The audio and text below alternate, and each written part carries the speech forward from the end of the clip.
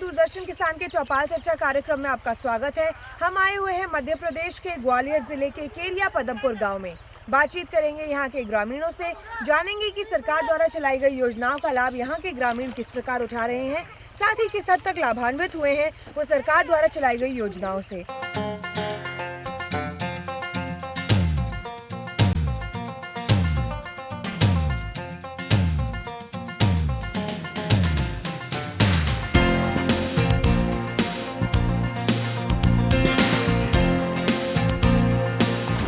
बातचीत कर लेते हैं यहाँ के ग्रामीणों से बेटी बचाओ बेटी पढ़ाओ योजना के बारे में। एक ऐसी योजना जो भारत सरकार ने शुरू की है, लड़कियों के प्रति जो भेदभाव है, जो लिंग असमानता है, उसको खत्म करने के लिए बेटी बचाओ बेटी पढ़ाओ योजना की शुरुआत की गई है। इस बारे में बातचीत कर लेते हैं यहाँ के ग्रामीणों से, जान लेते हैं उनसे कि कन्या भ्रूण हत्या को लेकर उनके क्या विचार हैं, साथ ही बच्चे और बच्चियों में उनके गाँव में अगर भेदभाव है इसके बारे में बातचीत करेंगे। जानेंगे उनसे कि लड़के और लड़कियों के प्रति जागरूकता फैलाने के लिए, उनका भेदभाव मिटाने के लिए वो क्या कदम उठाते हैं।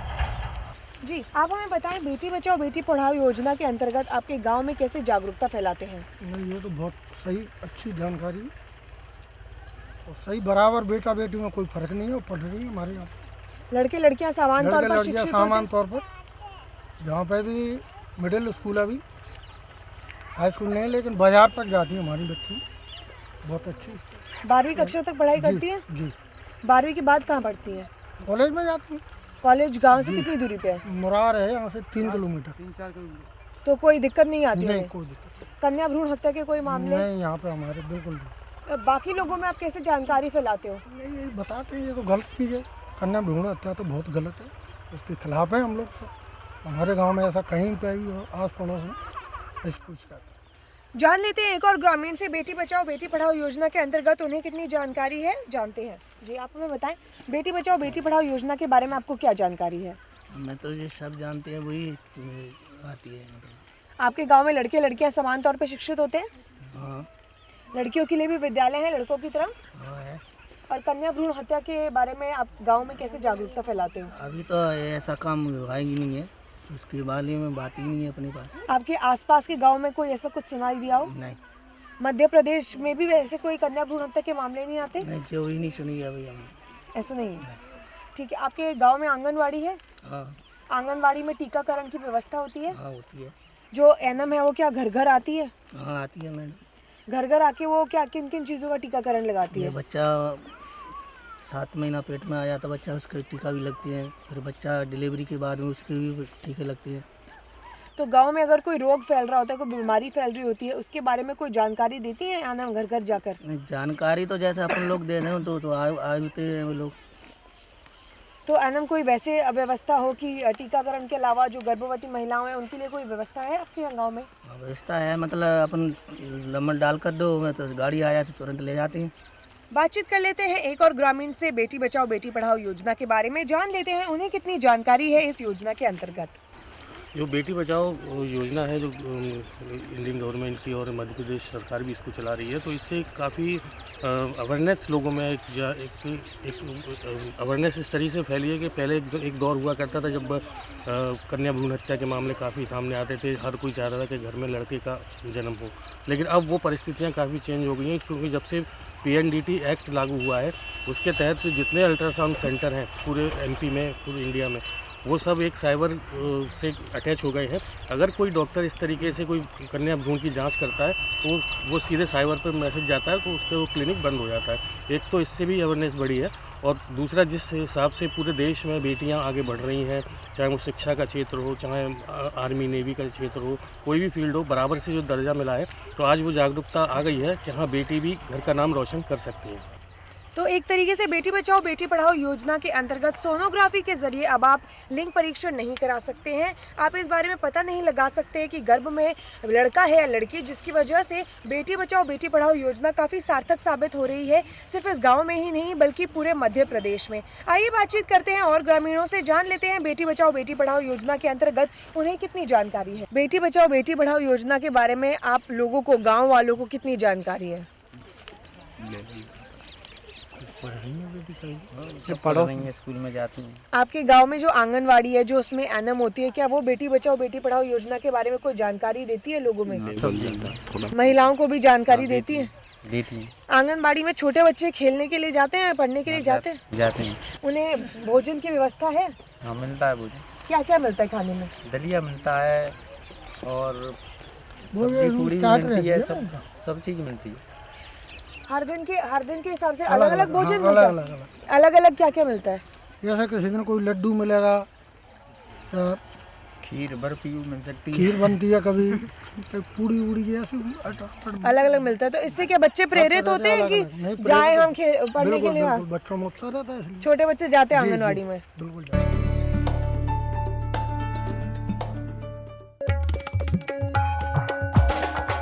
कब बढ़ेगा दलहन तिलहन का भाव?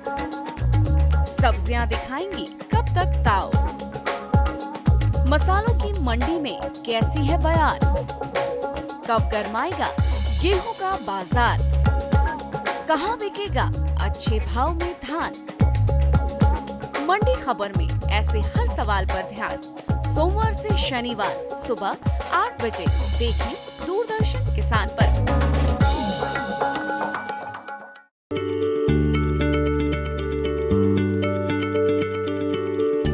क्या आप किसी बीमारी से परेशान हैं?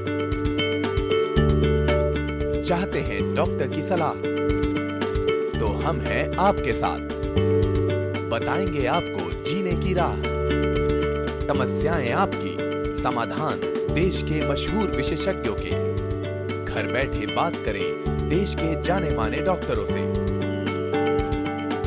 हर शनिवार शाम 6 बजे से 7 बजे तक फोन कर डॉक्टरों से करिए सीधी बात। हमारे लाइव प्रोग्राम स्वस्थ किसान में हमारा टोल फ्री नंबर है 1800-113060। मौसम की आंख मिचौली में कैसे जीते किसान? क्या नया करने से होगी खेती फायदेमंद और आसान? जाने माने कृषि वैज्ञानिक रोज आपको बताएं इस मौसम में कौन सी फसल कैसे लगाएं, कैसे बढ़ाएं? कौन कीट है दुश्मन फसल का, कौन है खेती का मित्र? वैज्ञानिक सोच के रंगों से लहलहाए खेती का चित्र। मौसम खबर देखें रोजाना सुबह 8:30 बजे दूरदर्शन किसान पर।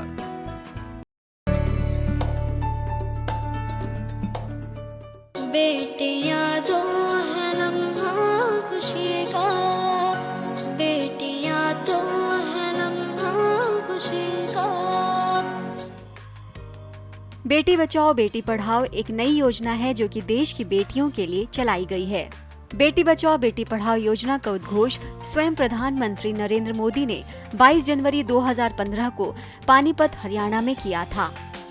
भारत देश में जनसंख्या तो बड़ी तादाद से फैलने लगी है, लेकिन दुर्भाग्य की बात यह है कि इस बढ़ती हुई जनसंख्या में लड़कियों का अनुपात कम होता जा रहा है। वर्ष 2001 में की गई गणना के अनुसार प्रति 1000 लड़कों में 927 लड़कियां थीं, जो आंकड़ा गिरकर 2011 में 918 हो गया।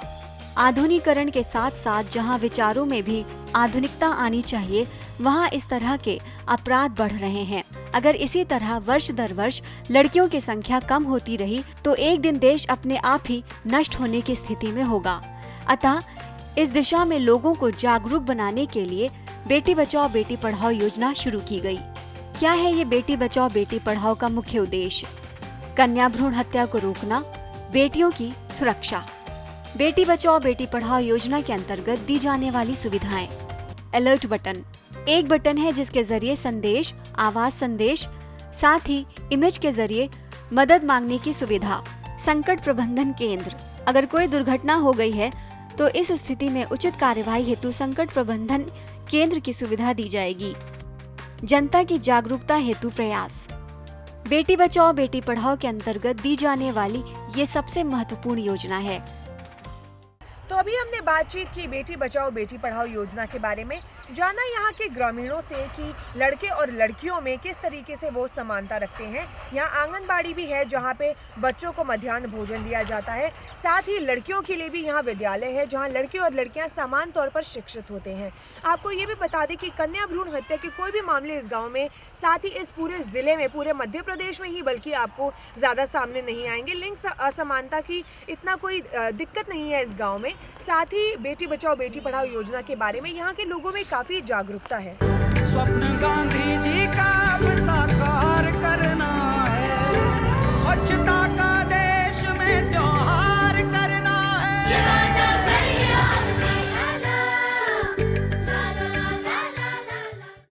स्वच्छ भारत अभियान भारत सरकार द्वारा 2 अक्टूबर 2014 को शुरू किया गया था, जिसका लक्ष्य है कि 2 अक्टूबर 2019 तक, यानी कि महात्मा गांधी की 150वीं जयंती तक हम भारत को स्वच्छ रखने का सपना साकार कर सकें। इस सपने को साकार करने के लिए प्रधानमंत्री जी ने जो स्वच्छ भारत अभियान शुरू किया है उसके बारे में हम जान रहे हैं यहाँ के ग्रामीणों से कि वो किस हद तक सार्थक है। इस गाँव में लोगों में कितनी जागरूकता है उस अभियान के बारे में, शौचालय के निर्माण की क्या स्थिति है, यहाँ पे लोगों में क्या जागरूकता है शौचालय के निर्माण को लेकर, शौचालयों के उपयोग को लेकर, किस हद तक वो अपने गांव में और अपने गांव के आसपास साफ सफाई रखते हैं। इन सब बारे में बात करेंगे स्वच्छ भारत अभियान के तहत यहाँ के ग्रामीणों से।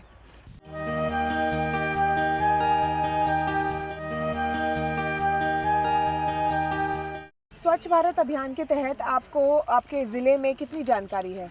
ग्वालियर में अंतर्गत काफ़ी सफाई अभियान चलाया गया, तमाम गाड़ियां दी गई हैं नगर निगम के द्वारा, प्लस गांव में जगह जगह स्वच्छ रहे।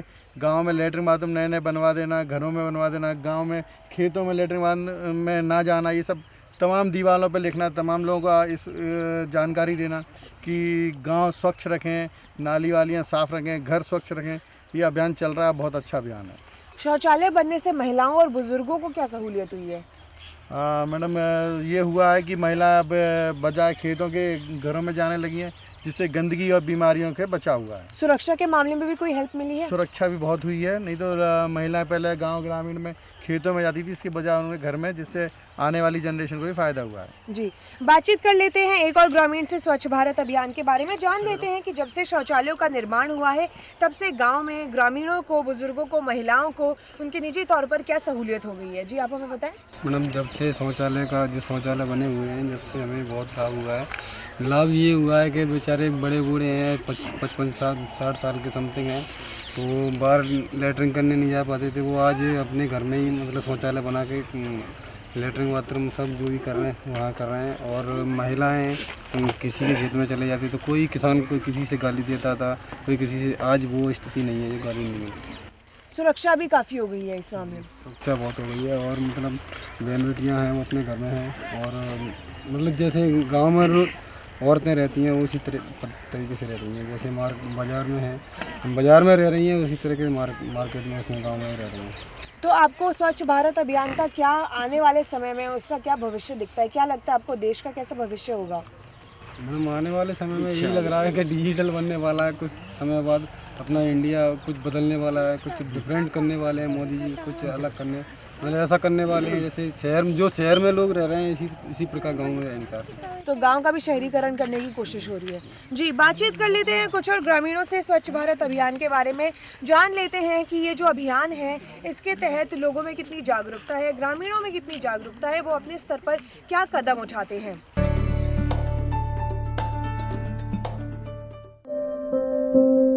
ये कामयाबी है अन्नदाता की,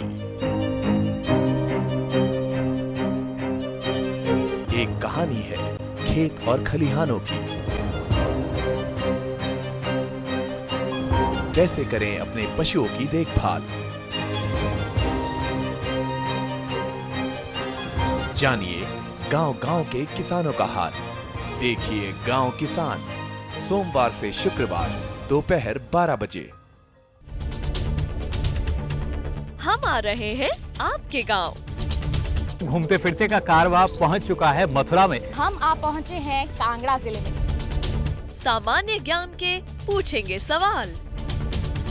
वार्षिक पुष्कर मेला किस राज्य में आयोजित किया जाता है? इनमें से क्या जैविक रूप से नष्ट नहीं होता है? इसके लिए इनके पास 4 ऑप्शंस हैं। देखें घूमते फिरते, रविवार सुबह 7:30 पर। बीमारियों से कैसे बचेगी फसल? मवेशियों की मुश्किलों का क्या है हल? कहां से लाए बीज? कितनी लगेगी खाद? किसानों के हर फोन का विशेषज्ञ देंगे जवाब। देखिए हेलो किसान, सोमवार से शुक्रवार शाम 6 बजे।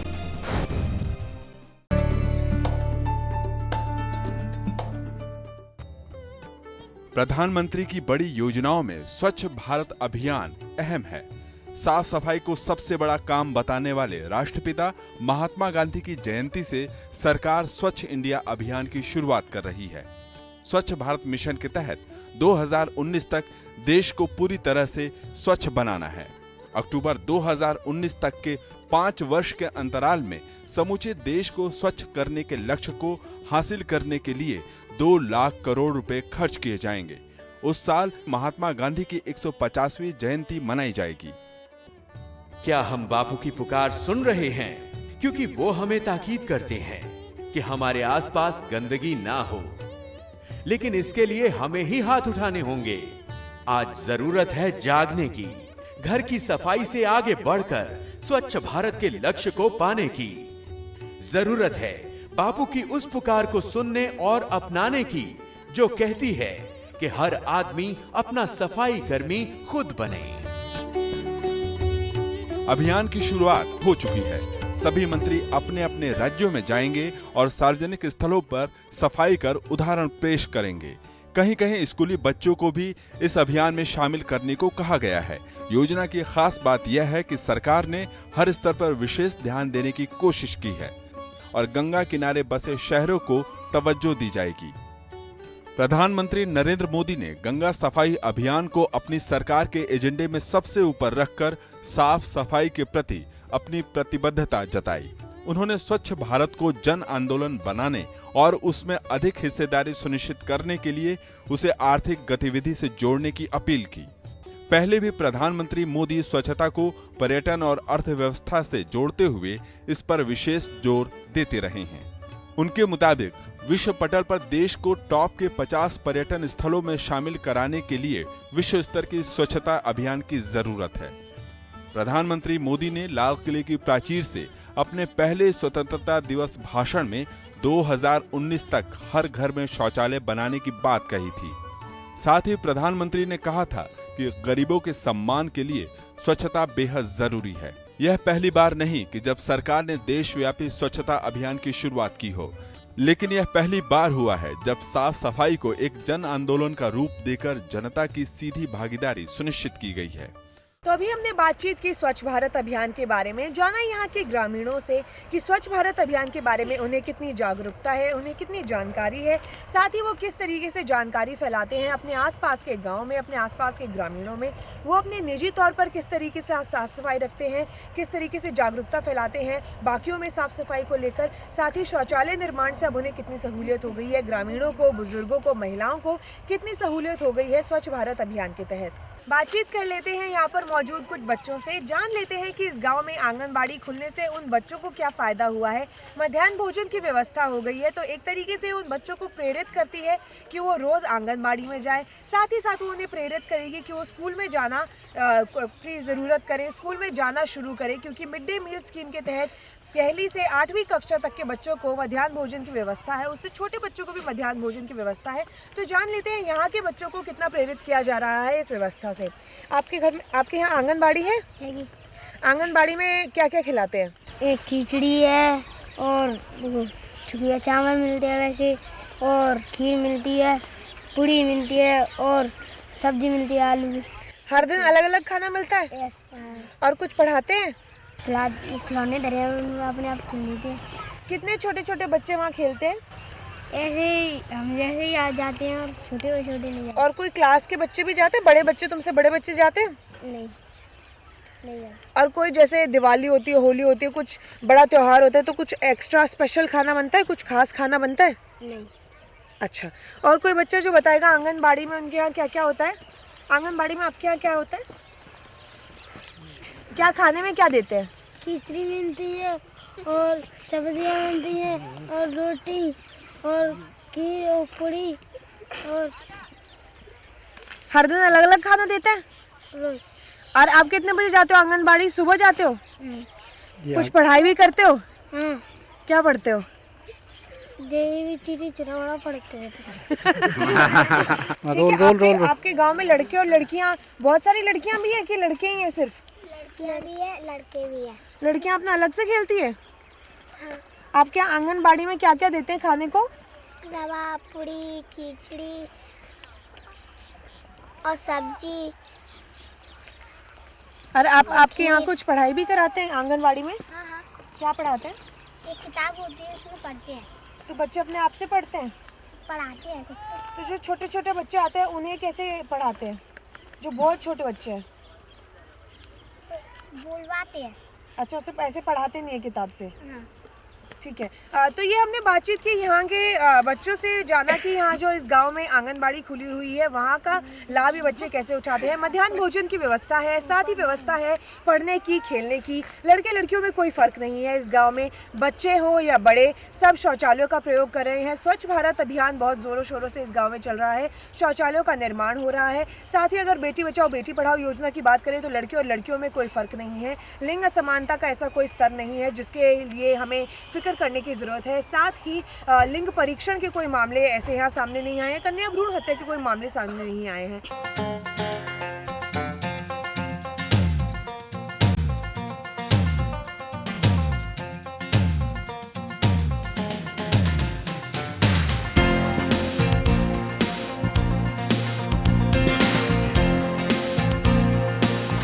तो मध्य प्रदेश के ग्वालियर जिले के केरिया पदमपुर गांव में आज हम आए हुए थे। बातचीत की यहाँ के ग्रामीणों से स्वच्छ भारत अभियान के बारे में और बेटी बचाओ बेटी पढ़ाओ योजना के बारे में। जाना यहाँ से कि इन दोनों योजनाओं के बारे में वो कितनी जानकारी रखते हैं, किस हद तक वो लाभान्वित हुए हैं उन योजनाओं से, साथ ही वो अपने में और अपने आसपास के ग्रामीणों में और अन्य गाँव में किस तरीके से जानकारी फैलाते हैं। आज के कार्यक्रम में केवल इतना ही। अगली बार फिर होगी मुलाकात एक नए गाँव और कई योजनाओं के साथ। देखते रहिए दूरदर्शन किसान। नमस्कार।